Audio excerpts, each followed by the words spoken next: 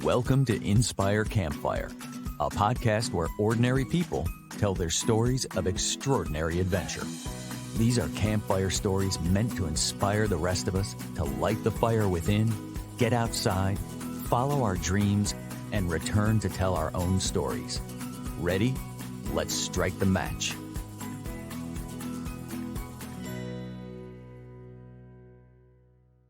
Welcome to the show. I am your host, Scott Wurzbacher, and today we're going to talk about the trailblazers that clear the path for the rest of us to step into adventure. I'm really excited about this episode because today's guest literally started a business by creating trails for people to enjoy in the forest. Jeremy Early is our guest today, and he is a Charlotte, North Carolina native. He's a craftsman, a philanthropist, an adventure guide, and quite literally a trailblazer. His company, Jeremy Early Trailworks, was started in 2006. And quoting his website, trails are an important part of any community. They connect us to each other, they connect us to the land, and they help us reconnect with ourselves. I love that so much. It's an incredibly inspiring vision, yet this business was just the catalyst that propelled Jeremy into even bigger philanthropic work that brought him to help the underserved in remote villages of Africa. This is an impassioned story of following the call to adventure, building pathways for other people to follow, and all that can unfold along the way. Jeremy, welcome to the campfire. Thank you. Good to be here. Man, I am so pumped to have this conversation and share this story. I wonder if we could start, how would you introduce yourself to someone that's just meeting you for the first time?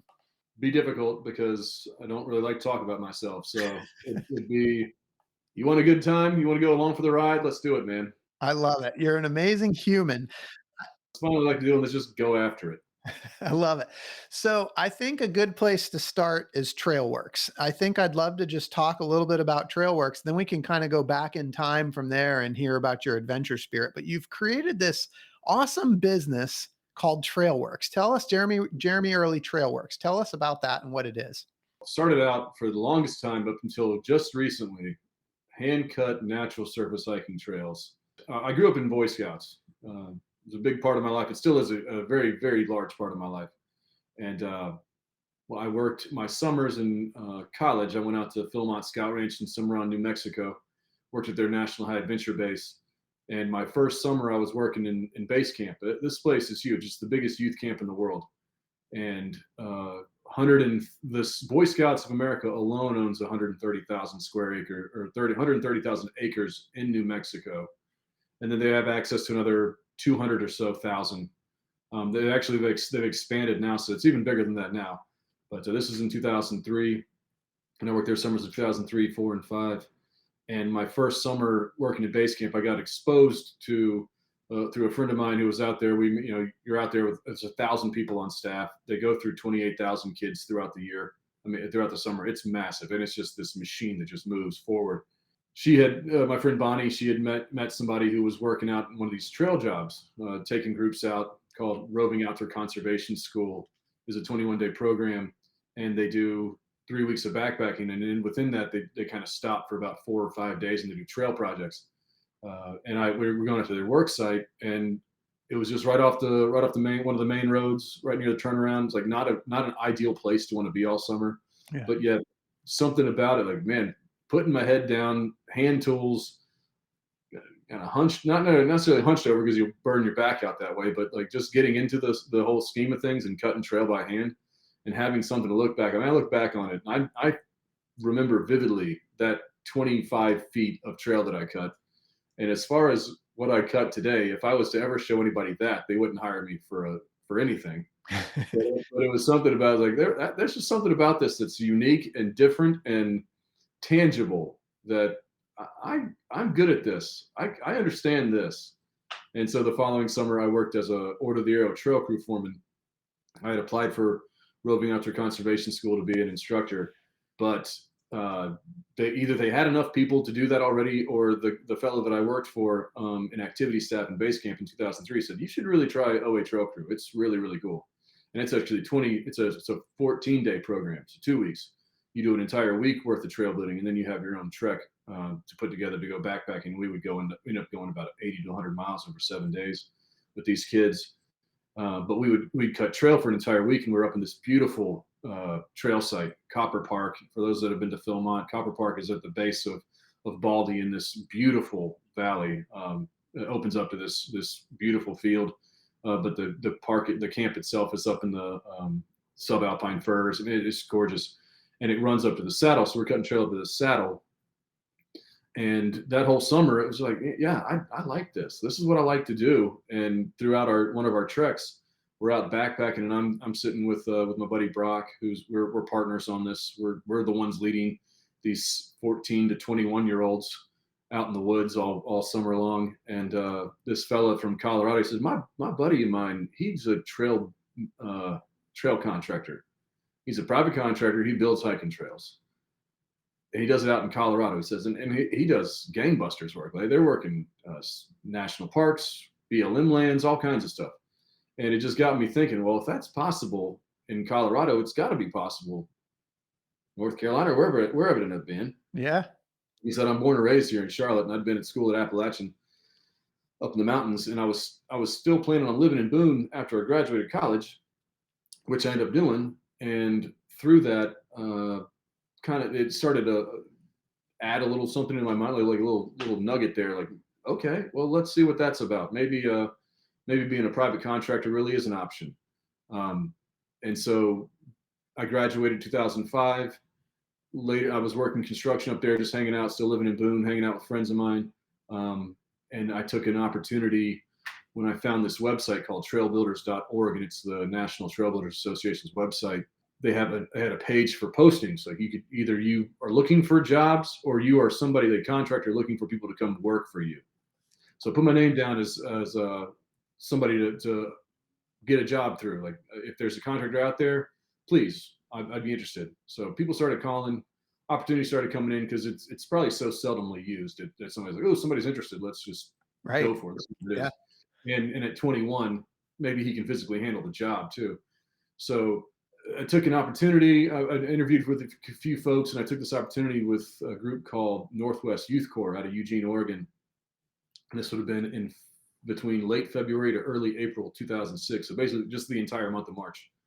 Fly out to Eugene, drive down to Maricopa County, Arizona, which is Phoenix, all of Phoenix, Arizona. We're up in northern tip of that little town of Cave Creek. And Cave Creek, come to find out, it's like where all the rich folks that moved out of Phoenix up to Scottsdale. This is the rich folks that moved out of Scottsdale up to Cave Creek. Like, they're really, really rich folks who wanted to get really far away from people. Yeah. And we take this opportunity. They called it the Leadership Development Course. And I was like, oh, okay, well, this is what I did at Philmont. I was taking young dudes out in the woods and cutting trails and backpacking, and in a no direct way teaching them life skills, I guess. But come to find out, I was part of the leadership development course. I was not leading it. I was just another member. So it's basically how they get folks to come in and work for their company or work for their organization. Yeah. So we're out there in Maricopa County up in Cave Creek for 5 weeks, staying at a county park. And at the same time, I was interviewing with the state of Maine's Conservation Corps to lead just to be a hired on member. And within 2 weeks, both Northwest Youth Corps and the state of Maine's Conservation Corps said, now, we don't normally do this, but we'd like to hire you on as a crew leader. So, all right, I'll think about it. I'm in the middle of this. We were making $50 a day. We were working 10 hours a day. And I got to thinking, man, I can do a whole lot better back at home working construction. This isn't exactly turning out how I thought it would. And so fast forward, I told them both, no, I'm not interested. I'm going to see what else is out there. And just by luck of the draw, this would have been, like I said, this was early April 2006, May of 2006. I'm up in state of Maine anyways, with a friend of mine. We got tickets to a Red Sox Yankees game, so we drove up to Boston and then just kept going up to Acadia to go hiking around the national park. And we're in Bar Harbor, Maine. And this fella calls me from Charlotte, homeowner. He said, I just I'm in the process of buying a bunch of property in Blowing Rock, and I found your name on this website. Would you be I see you're in Boone. Would you be all interested in cutting trails for me? Oh, man. And so it all largely the whole way it started was it fell into my lap. I had an opportunity and I said, well, okay, I think I could do it by myself. I can do it for myself. I'm not really down for working for somebody else right now. Um, so yeah, all right, I'll check it out. And he had this beautiful piece of property right on the southern slopes of Grandfather Mountain. I mean, it just gorgeous, like walking into the Grapes of Wrath or something.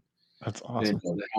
the house is from the 1930s. It's everything about it was cool. The caretaker, there's a caretaker for the property. He's this 90-year-old guy named Levi. He was still living there. And the guy who sold the house to my friend now, Brian, he said, yeah, one condition with the house, Levi comes with it. So, so actually, I got most mornings and afternoons, I would just walk in. I'd park near Levi's house because he was in the caretaker house down the property. I'd go in from his side of things. So we would just sit there and talk for 30 minutes. I mean, I would not get anything done. I'd get Right. so much work. Yeah. I just talked to him because it was awesome. He had such a crazy and wild perspective, being born and raised in Blowing Rock or in that area, and has lived his entire life up there.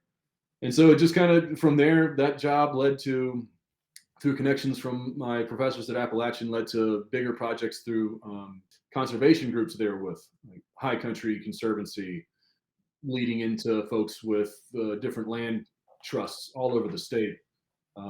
Got my foot into the door. So once I got that big trail property or big trail job at the Ginn Company's Laurelmoor property, which was very I guess the word would like that nobody really liked the Ginn Company. It was pretty controversial, Yeah. but they were giving out a whole lot of opportunities to cut trails, so I took it. It's such a cool concept, though. I mean, so many of us that enjoy adventure, whether it's backpacking or just going, going to parks and walking on trails. Like, I think a lot of us probably don't stop and think about the fact that like somebody had to create these trails. Yeah, there's a lot of machine cuts, which is just it's a far better way of doing it, far more sustainable way of doing it as far as a hands-on approach. But we were doing it all by hand because that's how I learned to do it out at Philmont, and that's what I took back here. And I had a handful of guys, kind of like my go-tos, and it was just a bunch of us buddies just hanging out in the woods, having a great time. That's awesome. And I'm just curious, like not to go into too much detail, but like for my own curiosity and for people listening, like what does it take to cut a trail? Time, determination, a little patience. I mean, are you in there with like what kind of tools are you using? Like what's, what does that look, what does cutting a trail look like? Yeah, so at the early stages, up until about the last year and a half or so, um, as I've moved into more machine cut trail, being that I just turned 40, the hand cut stuff doesn't quite do it for me anymore. Physically, you walk in largely. So if it's a private home neighborhood, if it's like a Laurelmoor, whatever what they are now, Blue Ridge Yep. Mountain Club, or if it's down the Crescent Community stuff down in down Lake James, you're cutting through common open space. You only have so much room to work with to begin with because they're there to sell lots. So you're working through a bunch of drainage areas and down like Yep. above the lakes and stuff. And there's usually, I know in McDowell and Burke County, where Lake James is, they have 60-foot buffer zones. So you're inside the buffer zone because they don't want anything machine cut. But they're like, well, but hand cut, that would work fine. Yeah. We don't mind a problem with that. It doesn't create that much of a runoff to get down to the lake. So we would go in, I'd flag it all out. I'd walk with the folks that work with the neighborhoods. Like, this is where I think it should go. It's going to be this long, roughly, let's just say 3,000 feet. I have a per foot price, and we would agree on that. And then we just rock and roll. I'd take my guys out there with the chainsaw and cut down anything that needed to. Largely, if it was anything bigger than like the size of your wrist, I would largely just go around it. We didn't take out any big trees. We just took out a bunch of small stuff. So if I had to bring a chainsaw, it was like, something had fallen down already. We were just having to clear stuff. But you cut your corridor out. You make it wide enough, about arm's length, to take everything out, and then you just go in with your matic tools and cutter matic or a pick matic, which people are like, oh, that's a pickaxe, or Pulaski is also a really common tool. We just use cutter matics because they're just more beefy and can tear out roots just as well. And we just take a section 25 feet at a time. And if there was 3 or 4 of us, we would just leapfrog each other, or I'd have 3 of those guys leapfrogging each other, and I would come in and I'd finish it all with my McLeod, my big rake tools, and make sure it's all tuned up, looking real nice and sharp. And that's largely it. There's nothing to put down when it's natural surface. There's nothing to wash away. over time, if it has enough people on it, it'll compact largely in and of it, like by itself. So yeah, it just takes probably to do 3,000 feet at that time. I could do upwards of 400 feet a day with depending on how many guys I had or depending on the terrain. And we would just rock it out, man. It's just fun. We work 3-4 days a week because weather either washes you out or you're just too darn tired come Friday. And we worked hard enough. And I would tell all those guys instead of like, don't. I'm not going to waste your time, so don't waste mine. So we're not going to be out there for 8 hours because that's what a working day is. If we can get done in 3.5 hours, what I want to get done in 8, I will pay you for 8. So that was the biggest motivating tool of like either take a 12 pack, set at the end of the trail, like the end of that section. Like I want to get to here. So Yeah. I'd put a 12 pack right there. Like we get to here, we're done today. I don't care what time it is. I love And that.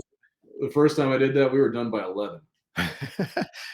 Hey everyone, it's Scott here. Did you know that the members of my real estate team, W Realty Group, are listening to their own voices that call to adventure by setting big goals?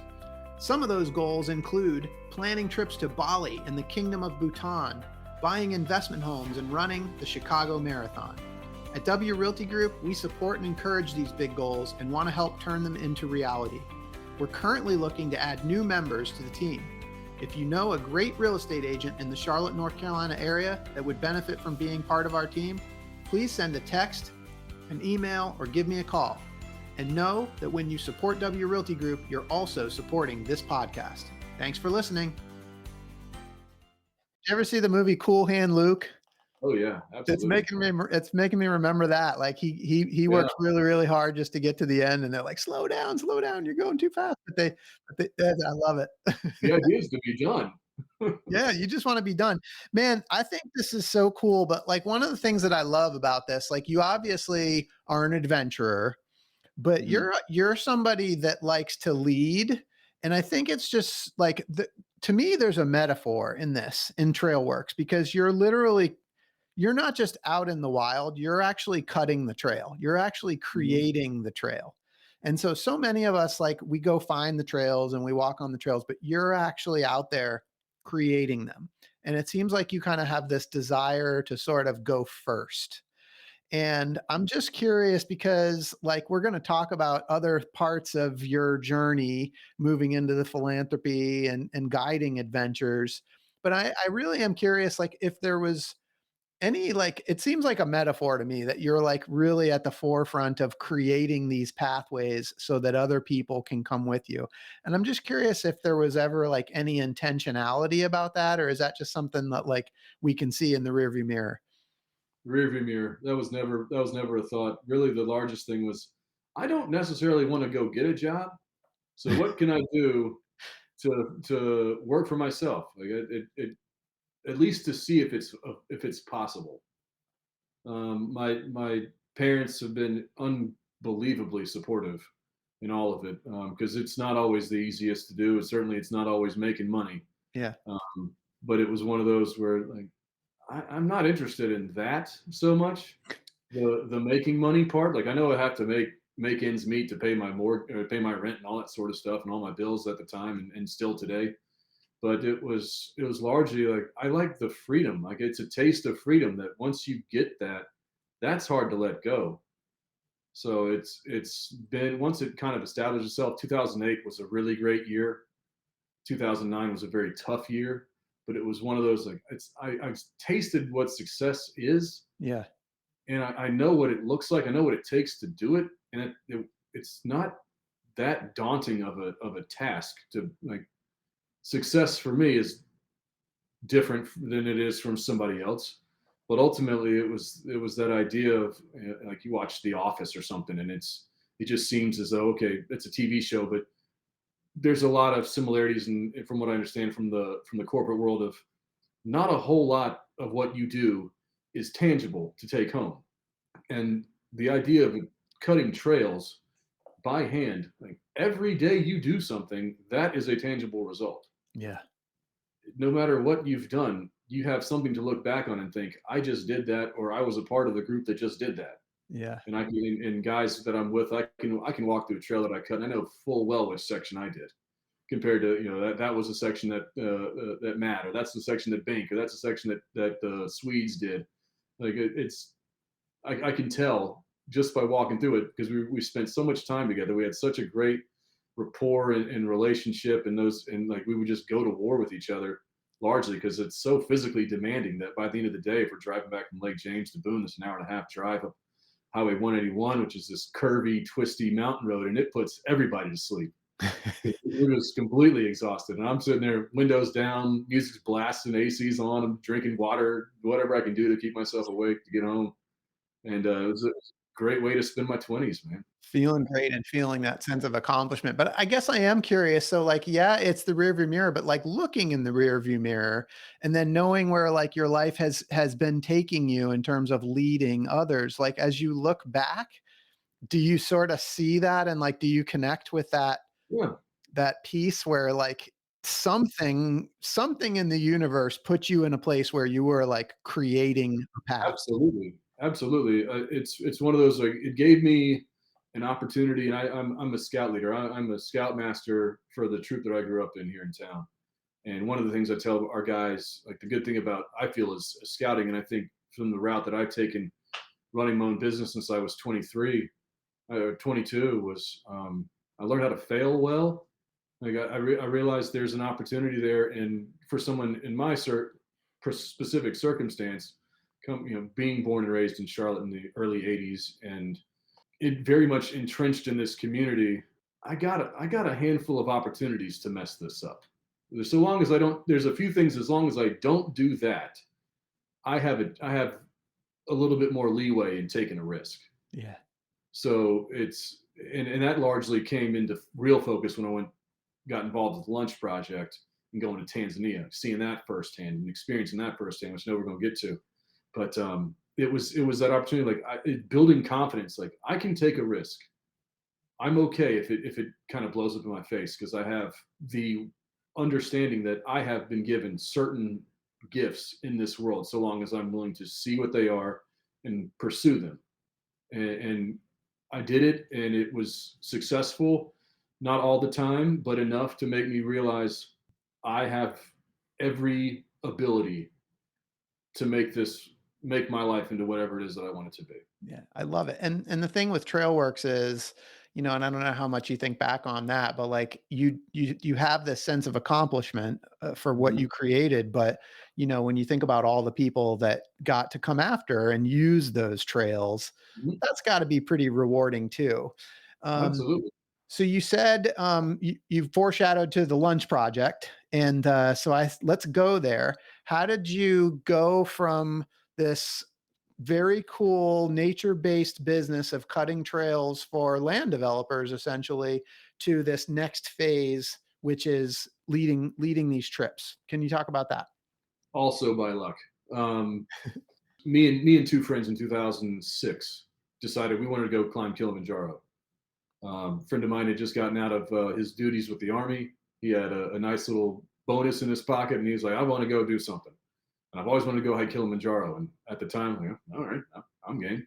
Um, Passed along to another friend of mine. He was game with it too. So we three of us set out in early 2007. We actually spent New Year's in Dublin on our way down to Tanzania, Nice. and we got to Arusha or Moshi. We got into Moshi maybe on the second, and we hit the trail on the fourth. It was real quick, relatively quick turnaround. Went through a group called the Marengu Hotel. A friend that I had worked at Philmont with, he had gone. I got the name and number from him. And so we did that in 2007. And it was a wonderful experience. We had an awesome time, great time on the mountain. And I had it in me, like, I always wanted to go back. It's one of those places I've always wanted to go back to.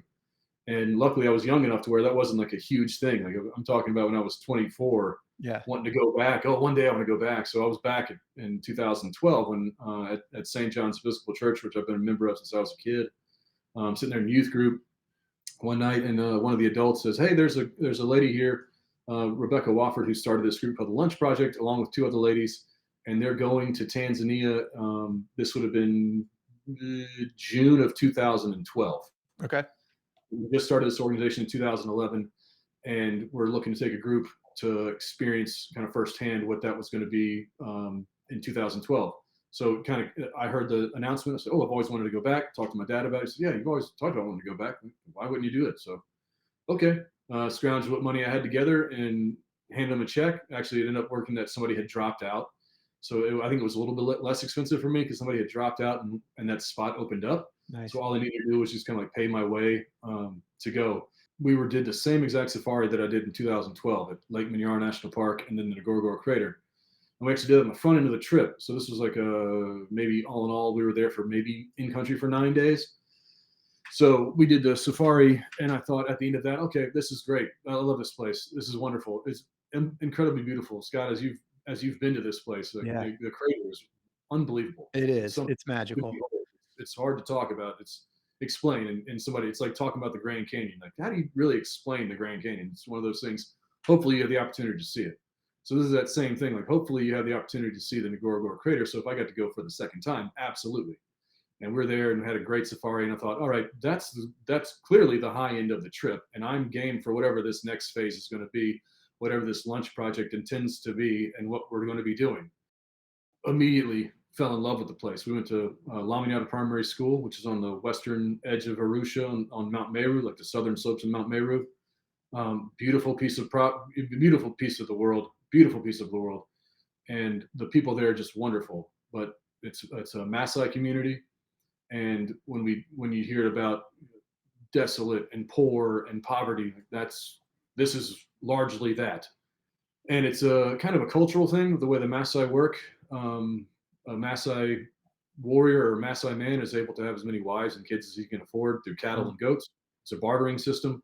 So it's not a place where they like stop and do agriculture. They're a nomadic tribe or nomadic community. So at this point in time, we fast forward to 2012, and all the public land, I mean, all the open space is basically either taken by the government or private landowners. Mm-hmm. So there are these folks who have lived a nomadic lifestyle for a couple hundred years are forced now to largely just settle into one place. So with that, it starts to grow and grow and grow and grow. The community grows, but yet there's not really much of an economic base by any means because they're still just bartering. These schools are packed with kids. And yet I'm talking a 13-room school in Laminyata Primary School with 100 kids in each class, 1,000 kids at these schools. And that whole entire region is full of schools that are overcrowded with children that, because of their family commitments, are largely pulled out of school to help out at home, either taking goats and cattle to the marketplace if you're a young boy. If you're a young girl, you're there to take care of all the younger brothers and sisters you have that can't help out. You're largely just, life has already been predetermined for you by just being born. Like, this is the lifestyle you're going to have. So the lunch project, Rebecca and the two other ladies, when they went before they had this calling of sorts of the headmaster at Laminyata Primary School the year before in 2011 had come to Rebecca when she was working for the Charlotte School of Law. They were out there looking at the UN development goals at the secondary school right next door. I mean, just the incredible link that took Rebecca to Tanzania to meet Ernest Mbaga, to meet his sister Rebecca, who ran the secondary school, which was next to the primary school. The way all these things just kind of link themselves together it's bigger than me. It's bigger than me. It's bigger than me to even try to comprehend how that works. So what had ended up happening was it just took us to a beautiful community full of incredible people that were really wanting to do something for these children. Like, we need to have a reason for these kids to stay in school. What could that reason be? How about serving them lunch? That would be great. Yes, we think lunch would be the perfect way to keep kids involved in school. So what would that lunch be? How about rice and beans? And they go back to the community. This is not something that the Lunch Project, a Charlotte-based organization now that's overseen by a group called Thrive Global Project. It's not something that they do where it's like we're sending boxes of food and this is what you all should be feeding these kids. It's what can you all afford to do? What would you all feel would be the best for us to help in what way? And that was cornmeal porridge. That's ugali is typical meal that folks out there in the Maasai communities would have. And really across that region of Tanzania, it's just a cultural preference and something that they feel like they could give to their kids if and when the Lunch Project ever had to stop being there. So we're there, we're serving meals out every day that first trip in 2012 and helping to build desks for the schools and all kinds of stuff. We're doing all kinds of projects around and just like hands-on working with the community, meeting folks that are leaders of the community or parents of the school kids. And it just clicked. Like, this is a great organization, and this is a great thing to be doing. And because I was in my late 20s, ran my own business, no wife, no kids, no responsibilities of that regard. Yep. They asked me on the flight home, would you be interested in leading trips moving forward? And without a hesitation, like, absolutely. Yeah. It's really incredible. Like, if, just going back to like Trailworks, I mean, you kind of got into doing what you love. Opportunity presented itself. You said yes. We're going to come back to that. Mhm. But and then it turned into something bigger, and then like you built those skills, and then once again, like an opportunity came to you, and you said yes, and now Mhm. like following that voice inside that just really you were just going on a trip because you wanted to go climb Mount Kilimanjaro. You thought that sounded Yep. cool, but like that experience led you to opportunity to contribute in a bigger way. So for the lunch project, you started going in 2012 and you went really almost, it sounds like every year up until 2018. And then you started going back. I'm curious, like for those villages, like what sort of changes and transformations have you seen through those years of going back and through that relationship building with them? It's interesting. The relationship is very strong, but what the impact that it's had depends on how you choose to look at it. Having gone back in 13, where there's still a little bit of that. Oh, you again. Mhm. Oh, we recognize you. And in 2014, okay, Jeremy, we know who you are. We're you start to that welcoming starts to get a little bit bigger and bigger and bigger and more encompassing. You start to see a little bit more of the culture. I'm not there blown away by they're singing songs for us and they're running around. We show up and school just grinds to a halt, and these kids just go wild for the world is a smaller place when we show up. Yeah. Smaller place. It's not so daunting of a thing to think that like their dreams that they're not actually feasible. Maybe if they didn't see us, if they're not around us, just think, well, these folks have figured out a way to make this a reality, to be able to travel halfway across the world. So I don't know. Maybe it's just one of those things where when we're sitting there talking to kids, like the end product of the lunch project and Thrive Global project today, what they're doing is grades are up. More kids are testing into secondary school, and the education continues to rise. And through education, hopefully that helps to raise some of these communities and these families out of poverty, as we know it, in Arusha and the rest of the developing world. The way they value monetary success is the same way we value monetary success. It's not necessarily a matter of what they have and what they don't have versus the freedom to choose what it is and how they choose to make a living, to give more opportunities that way. And just to have a better base and understanding of education is never a bad thing. It's used, and when it's used in the right ways. And I think I've looked at it thinking, okay, where is the end game in all of this? Because you kind of see there's some communities that kind of rely on it. Yep. At this point, they're relying on us to be able to continue that funding program. Everything is locally sourced, so it helps to build the economy, the little microeconomies that are in that area.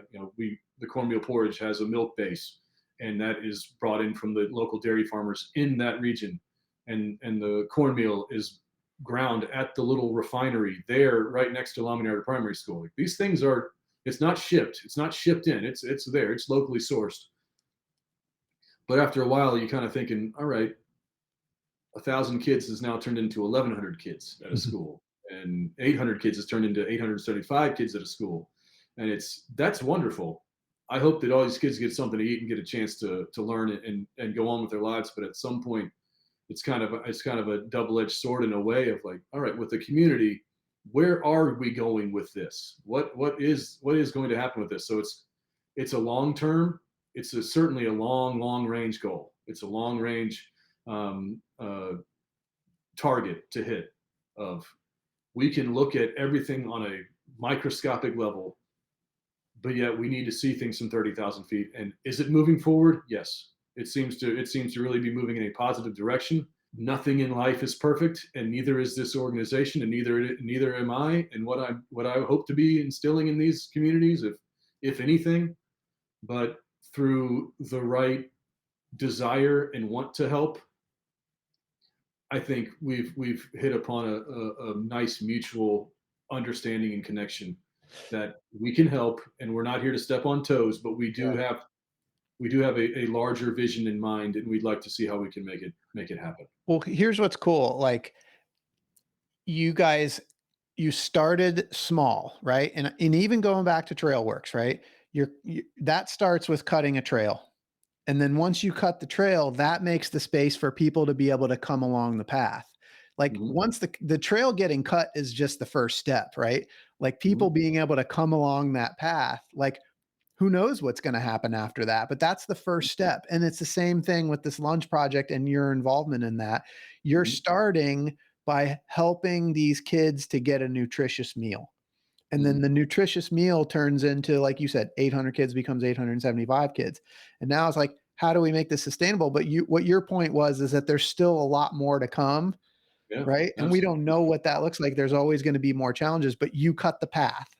We still have to put our heads down and do the work, and that's what I loved so much about, and what I enjoy so much about it, and where it continues to take me through scouting, through coaching soccer in high schools, through my help with the youth program at St. John's Episcopal. Yeah, I coached soccer in Myers Park for 8 seasons just because. Oh, why not? Seems like a really cool opportunity. I'd love to do it. And it's that I just like getting involved and stuff, getting my hands dirty, and like Yeah. working with other people towards a common goal. And this is just one of those beautiful common goals of everybody deserves a chance to have a meal. Um, I would think of it as very selfish and a very American thought process of, well, why don't we just help the people that are here in the United States? Like, yeah, there's plenty of people doing that. I had people ask, like, why'd you pick that place? Well, one, it wasn't me. I didn't pick it. I'm along for the ride. I agree with what they're doing. Um, these people need help too, and I can, and with my specific unique gifts that I have been given, I can be of help. So I choose to be of help.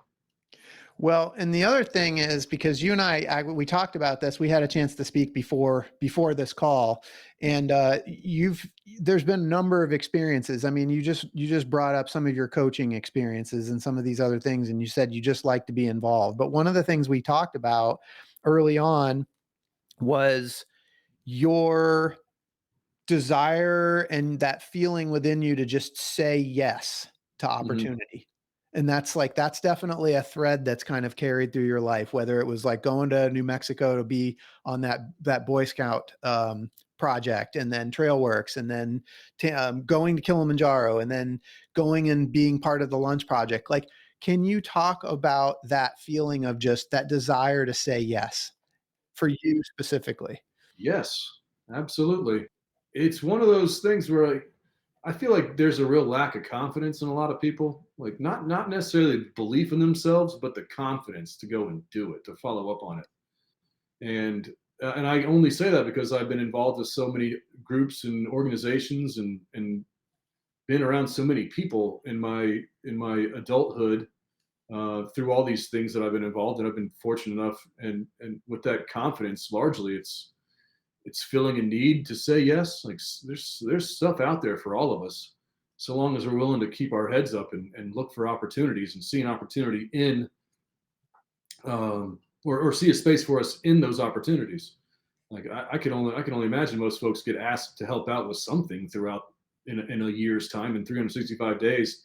If they're involved in something, hey, can you help out with this neighborhood gathering? Can you help out with your kids' Cub Scout uh, blue and gold banquet? Like, there's things that are out there for all of us, and I'm sure we're asked. We just have to find the time and the desire to want to do it. And half the time, it's, as I tell the guys in our scout troop when it comes to service projects, like, serving others is serving ourselves. It Mm. has nothing to do with largely if we want to. Like, I don't care if it's fun. We can go out there and we can make it fun. We'll go out and we will make, as long as we are there together, as long as we are there working towards a common goal, we will find the fun in it.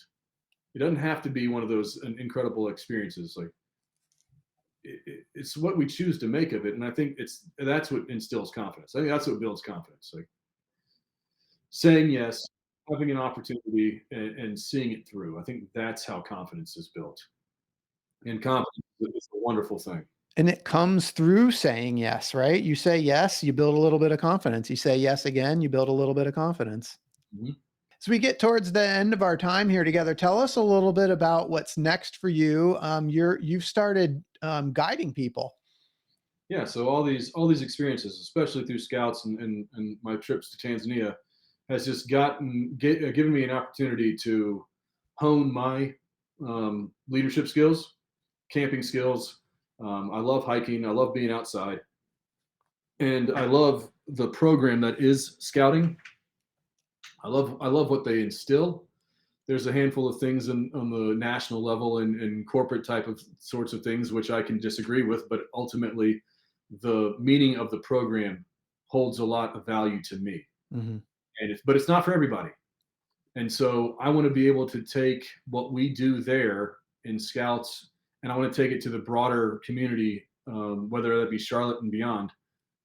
So I have a company. It's brand new. It's called All Points Adventures. Here's one of my stickers. This is my logo here. Nice. I have one shirt, so it's in the wash, so I didn't have that time to put that on. But I am going to be my goal is to lead 2 Tanzanian trips a year. Cool. Kilimanjaro hike and a safari in January. That's about a 17-day trip total. That's a 6-day safari and a 7-day Kilimanjaro hike up the Machame route. And then in June, I'm putting all the final details together and pricing together for an 11-day safari where we fly in or we drive up to northern Serengeti, and we'll watch the wildebeest migration cross the Gurumeti River, hopefully get snapped up by some crocodiles while we're there. We'll go hang out on Lake Victoria for 2 days. We'll fly down to Gombe National Park, where Jane Goodall did all of her research, all of her chimpanzee research, and it's actually through my good buddy Ernest Timbaga, and this is his company in Tanzania, East Safari Organizers and Guides. We work in tandem to put these together. So we have boots on the ground in Tanzania that are there, know the area in like the back of their hand. Our safari guides, Gerald and Eki, are fantastic. And then we go through another company that's not East Safari Organizers and Guides, but just another company to take us on the Kilimanjaro hike, which we did in January of this year and had a wonderful time, just a wonderful experience doing that Machame route. 11 of us, we all got to, or 12 of us, we all got to the top, and it was wonderful. There's always something working up here for a trip opportunity. So A lot of opportunity. And I love how this has all evolved. It started with you basically just showing up, being willing to say yes to different opportunities. And all of this stuff has just sort of evolved for you. And you get to follow that voice inside that's calling you to adventure. So if people want to learn more about your trips, All Points Adventures, or even Trailworks, what's the best way for them to learn more about these projects? The easiest way of getting a hold of me is through my cell phone. And Cool. I can always just give you that number, and you can post it for me later. But I have 2 email addresses: JeremyEarlyTrailworks@gmail.com or Jeremy@allpointsadv.com. Perfect. And I'm working on the website stuff. I'm working on the social media type stuff. It's never been my thing to advertise for myself. The trail projects, once I kind of got them going, they just kind of sold themselves. So that's what anybody ever wants.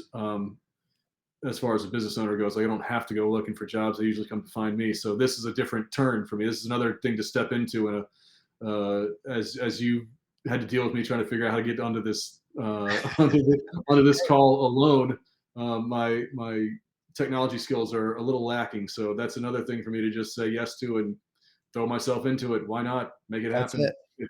If anybody's looking for something to do and to talk firsthand, I've actually got an art show coming up next Friday, the 13th, October 13th, at the Charlotte Art League, and that's from 6 to 9 p.m. So if this gets out before then, I Cool. would love Yeah. anybody to come check it out, or it's just there. It's available every weekend, starting this coming weekend, Friday, Saturday, Sundays from 1 until 7 p.m. The Art League is open, and you can Perfect. see my stuff. So Jeremy, I think that in life there are trailblazers and there are those who prefer to follow the leader. And I think at times at times we all play kind of both of those roles. I am Mhm. curious for people that are listening that are kind of inspired by your story of just sort of listening to your own voice that calls you to adventure, being willing to say yes. What advice do you have for the trailblazers and what advice do you have for the followers? For the Trailblazers, don't let negativity bring you down. Don't let things just get in the way and stop your forward progress. It gives, I think, every time that a opportunity is there, there's like I said, there's a flip side to everything. You can look at it in a negative light, and you can kind of lose that confidence and lose a little bit of that steam. You just got to figure out a way around it.